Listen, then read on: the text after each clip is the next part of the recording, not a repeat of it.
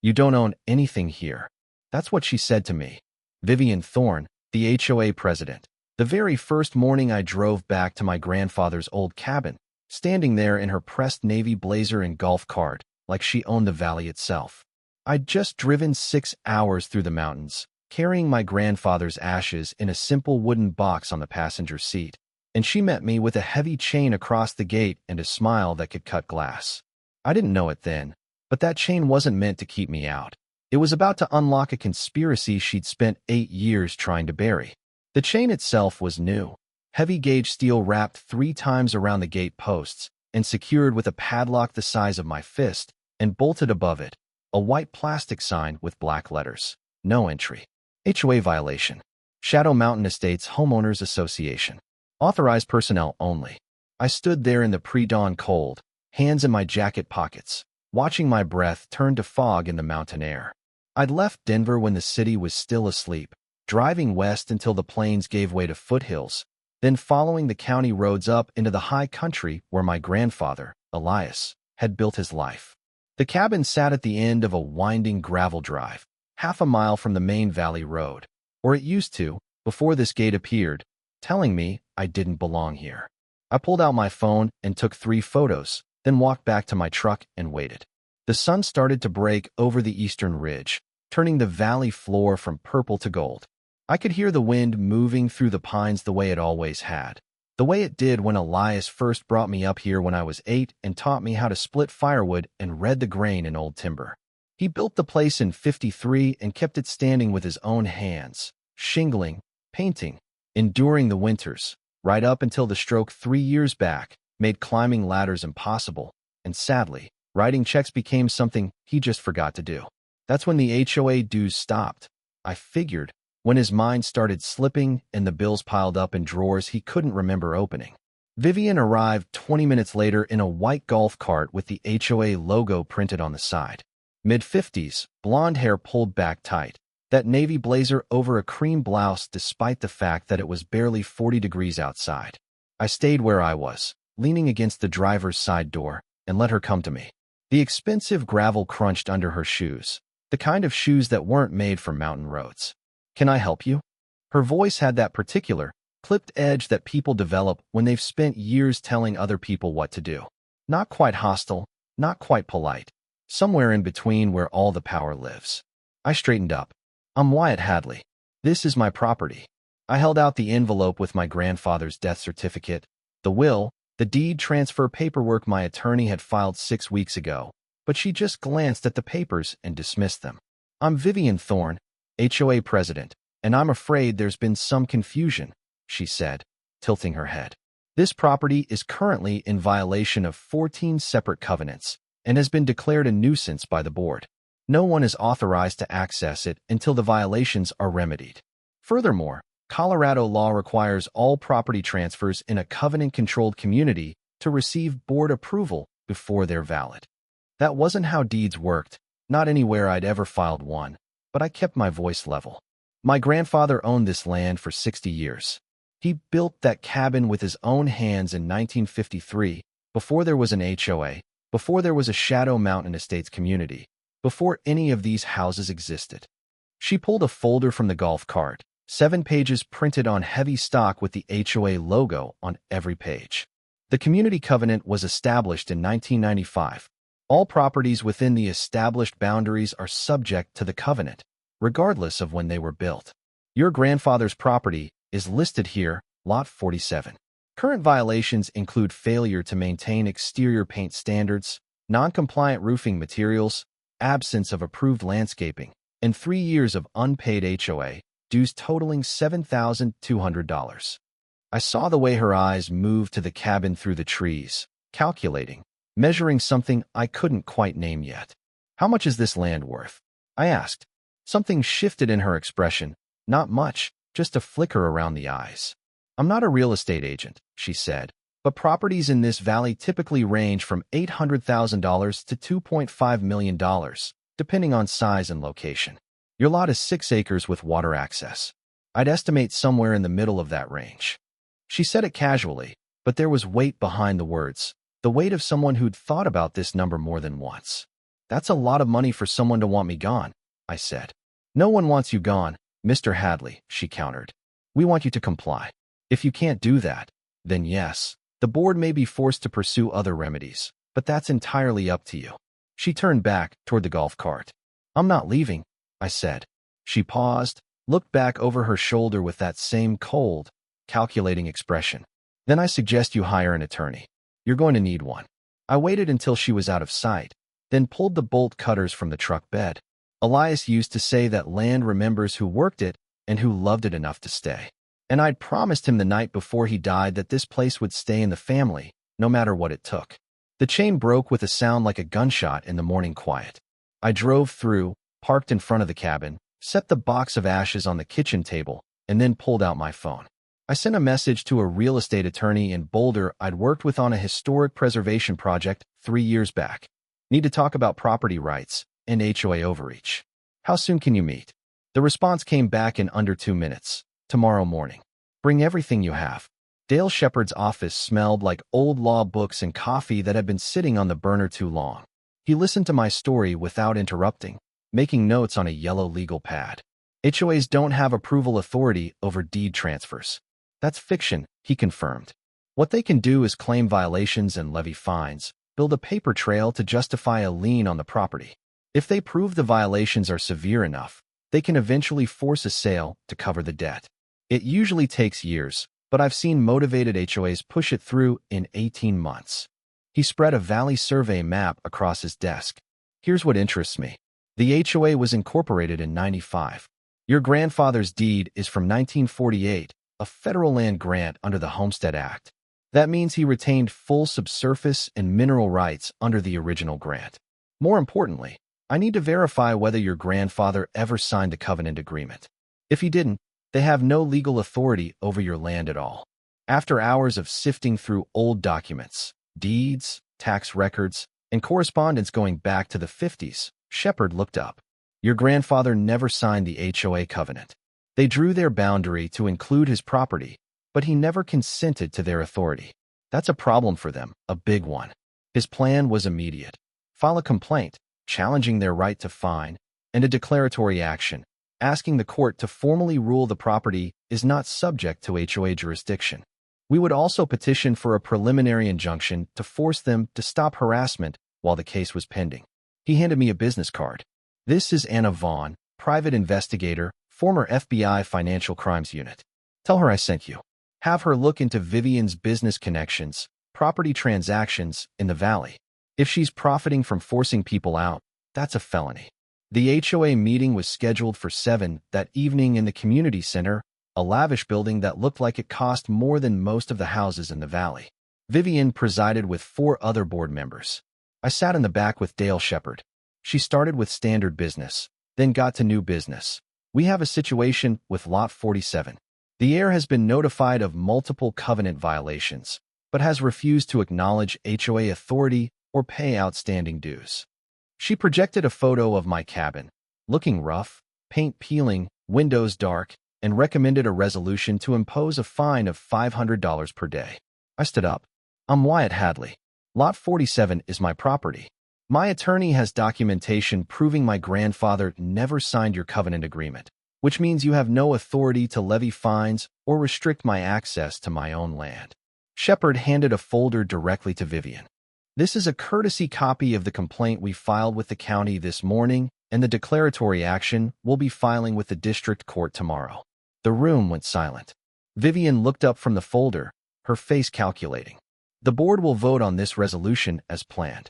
Shepard spoke up, his voice carrying the weight of decades in courtrooms. If you proceed with this vote, you'll be acting outside your legal authority and opening yourselves to personal liability. Federal land grants with mineral rights intact can't be subsumed into HOA jurisdiction without explicit consent. Vivian proceeded anyway. All in favor. 3 hands went up, 2 stayed down. Motion carries. Mr. Hadley, you have 30 days or face daily fines of $500. Before she could leave, an older man in the third row stood up, thin and weathered. My name's Clarence Weiler. I've lived in this valley for 42 years. I've watched 3 families get forced out in the last 5 years over violations just like these. Every one of those properties got bought up cheap and resold for double. I think Mr. Hadley's got a right to ask who's profiting from all this enforcement. The room erupted. Vivian tried to restore order, but people were shouting questions. Outside, Clarence caught up with me. "You need to know something," he said quietly. "Vivian's got a stake in Peak Development Group. They're the ones buying up the properties after people leave. They're planning a resort development on the North Ridge and need more land to make it work. Your 6 acres is worth a lot to them." He handed me a slip of paper with a phone number for the other families. I called Anna Vaughn and told her everything. 2 days later, 6 weatherproof cameras arrived. I spent the morning mounting them around the cabin perimeter. Documentation was everything. On day 4, I watched a pickup truck with no plates pull up to the gate and a man dump construction debris right in front of the entrance. I called the sheriff. They traced the partial plate back to a subcontractor for Peak Development Group. Anna Vaughn called that evening. Peak Development was a holding company with 6 subsidiaries. One of them owned the construction company. Another was a development group planning a $200 million resort, but they were stalled because they needed 40 contiguous acres. My 6 acres were critical. "Here's where it gets interesting," Anna said. "Vivian Thorne owns 15% of Peak Development through a shell company. I pulled the property records for the last 5 years and found 3 sales that matched the pattern. Family-owned properties, all cited for HOA violations, all sold within 18 months to Peak subsidiaries for an average of 40% below market value." Crucially, Vivian voted on all 3 of those HOA violation cases without disclosing her financial stake. That's a violation of the HOA bylaws and potentially a criminal offense under the state's consumer protection statutes. Dale and I reviewed the evidence. "We can prove your grandfather never consented," he said. "And we can prove Vivian has a financial motive to force you out. What do you want?" I thought about the 3 families forced out, about Elias watching the valley change. I want her to answer for what she's done, not just to me, to everyone. "Then we escalate," he nodded. "We amended the complaint to include allegations of fraud and conflict of interest and sent copies to the state attorney general's office with a request for investigation. 3 weeks later, the state attorney general's office opened an investigation. 2 weeks after that, the FBI called. Not a local field agent, but someone from the Denver office who specialized in financial crimes and real estate fraud. He told me the pattern met the definition of an organized criminal enterprise under RICO statutes, using civic governance to depress property values for financial gain. "The problem is proving coordination," the agent said. "We need emails, recorded conversations, testimony from insiders." 2 days later, a woman knocked on my cabin door. Mid-40s, nervous energy. A former Peak Development Acquisitions employee. "I heard about your lawsuit," she said. "I need to talk to you about what I saw." She sat at the kitchen table and told me about meetings where executives discussed using HOA violations to create pressure for a sale. Vivian was in some of those meetings, not officially, but strategizing about which properties were next, what violations they could cite, and how long it would take to push people out. She pulled a folder from her bag, photocopies of meeting minutes and email threads showing the resort project was dependent on my land, and emails from Vivian to Peak executives suggesting specific violation notices. "This is a conspiracy," I said. The FBI agent and Dale Shepard arrived within 2 hours. The agent looked up after reviewing the documents. "This is enough for a warrant," he said. "This proves coordination and intent. It proves conspiracy." The agent took her statement formally. 3 weeks later, FBI agents executed search warrants at Peak Development's offices and Vivian's home, seizing computers and files. The news broke. RICO charges and analysis of HOA corruption across the state. On day 12, Vivian called an emergency, unscheduled HOA meeting. I wasn't invited, but Clarence Weiler told me I should come anyway. This was the showdown everyone was waiting for. When I entered the packed community center, my attorney set up a portable screen. He projected the first image, the 1948 federal land grant document, showing full subsurface rights. Mr. Hadley owns this property from the surface to the mineral substrate, and that ownership is protected under federal law. Next, the unsigned 1995 covenant. The HOA simply drew a line on a map and claimed authority they didn't legally possess. Vivian's lead attorney argued the boundaries were filed correctly. Dale countered, citing Colorado statute Federal land grants with intact mineral rights cannot be subsumed into HOA jurisdiction without explicit consent. Mr. Hadley's grandfather never joined. Then came the knockout blow.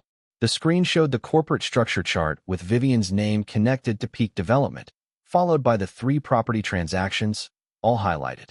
Ms. Thorne owns 15% of Peak Development through a shell company. She voted on all 3 of those violation cases without disclosing her conflict of interest. She profited from forcing those families out. The room erupted. Clarence Weiler stood up, his voice cutting through the noise. I vote for a vote of no confidence in Vivian Thorne as HOA president. The motion was seconded immediately. Vivian looked around the room, counting faces. All in favor of removing me as president. Hands went up across the room. I counted them, 35. Opposed? 8. Vivian stood up slowly, gathering her papers. This isn't over, she said, looking directly at me. You have no idea what you've started. She walked out. Clarence shook my hand. 7 families reached out to me after your story hit the news. They all had similar experiences. They want to know if they can join your lawsuit. Dale Shepard nodded. Class action. Tell them yes. We're going to fix this. The trial started on a Monday in late October. Judge Geneva Pute presided, notorious for being hard on corporate malfeasance. The prosecution laid out the timeline, moving from the 1948 grant to the HOA's incorporation and the scheme. The 3 forced-out families testified, describing impossible violations and spiraling fines. The real estate expert walked the jury through how Peak profited by roughly $2 million across the 3 properties.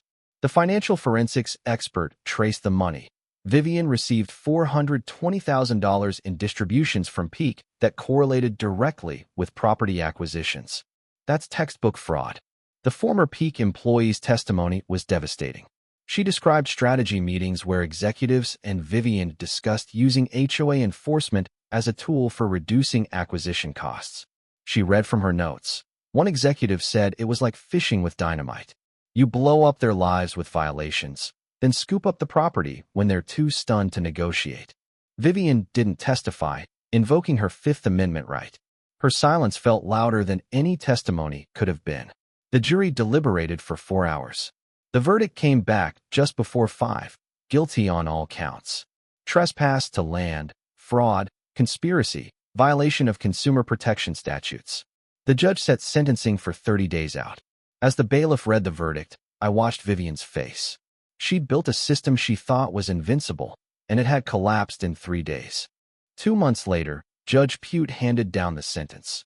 3 years in federal prison for Vivian, with the possibility of supervised release only if she made full restitution to the families.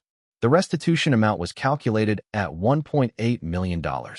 Peak Development was fined $5 million and banned from operating in Colorado for 5 years. The Valley HOA held new elections. Clarence Weiler was elected president by unanimous vote. He asked me to serve on the advisory board. We spent 2 months rewriting the bylaws, eliminating 47 enforcement provisions, establishing term limits, requiring financial transparency, and creating an independent ethics committee. We called it the Homeowner Protection Act. My grandfather's cabin became the catalyst for systemic change. The state attorney general wants to use this case as a model for HOA reform legislation. The cabin is restored now, still the same basic structure Elias built, but solid, weatherproofed, and maintained. I hung the original chain, the one I'd cut that first morning, on the wall inside as a reminder of what it had taken to keep this place. The community organized a reconciliation event. 80 families showed up. I opened the cabin for tours, and people came through in small groups, looking at the old photographs. 3 of the families who'd been forced out even bought land again in the valley through legitimate channels. One afternoon, a young man pulled up to the gate, looking uncertain. I heard about what you did here, he said. I was hoping maybe you could tell me how to start. I looked at him and saw myself 2 years ago, standing at a gate with a chain that shouldn't have been there. I smiled and opened the gate. Come on up, I said. Let's talk.